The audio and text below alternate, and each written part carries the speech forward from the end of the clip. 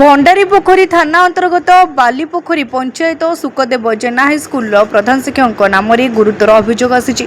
प्रधान शिक्षक भगवान प्रधान चयनिक शिक्षयित्री को शारीरिक और मानसिक निर्यातना सहित विभिन्न समय असाधुचरण करुले।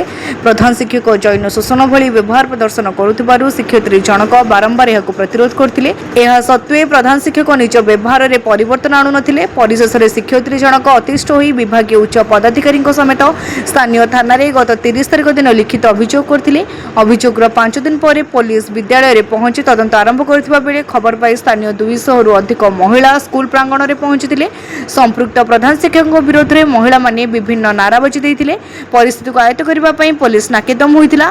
किछि समय पर पुलिस संपृक्त प्रधान शिक्षक को थाना को आनी अटक रखुथिबा जणा पड़िछि।